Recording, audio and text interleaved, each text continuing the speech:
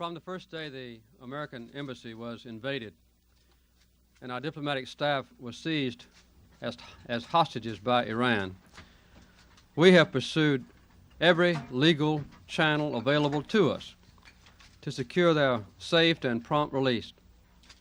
On at least 4 occasions, the world community, through the United Nations Security Council and through the International Court of Justice, has expressed itself clearly and firmly in calling upon the Iranian government to release the American hostages.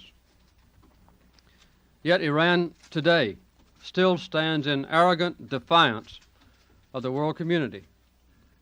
It has shown contempt not only for international law, but for the entire international structure for securing the peaceful resolution of differences among nations. In an irresponsible attempt at blackmail, to which the United States will never yield, kidnappers and terrorists, supported by Iranian officials, continue to hold our people under inhumane conditions. With each day that passes, our concern grows for the health and for the well-being of the hostages. We have made clear from the very beginning that the United States prefers a peaceful solution, in preference to the other remedies which are available to us under international law. For a peaceful resolution to be achieved, it is now clear that concrete action must be taken by the international community.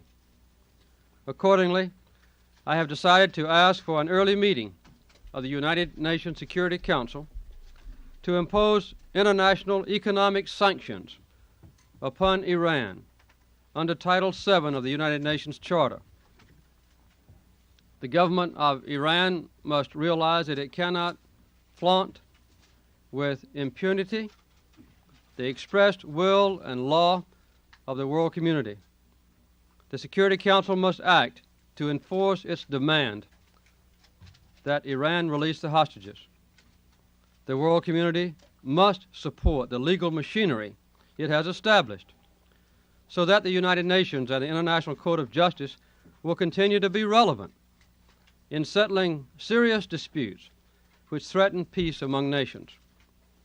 I can think of no more clear and compelling challenge to the international community than the one we face today. The lives of over 50 innocent people are at stake. The foundation of civilized diplomacy is at stake. The integrity of international law is at stake. The credibility of the United Nations is at stake. And at stake, ultimately, is the maintenance of peace in the region. As we call on the Security Council to act on behalf of international law and on behalf of peace, we again call on the government of Iran to end this crisis by releasing the hostages without delay. And now, because our holy days approach, a time to think of peace, I would like to add a few special words for the American people.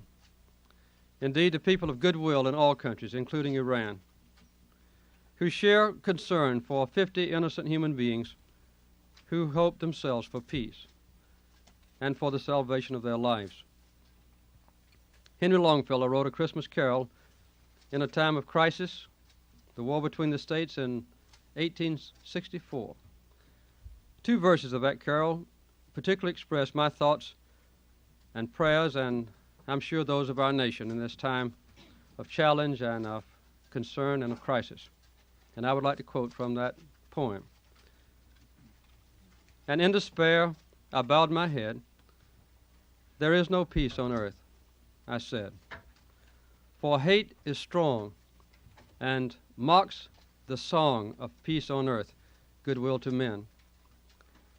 Then pealed the bells more loud and deep.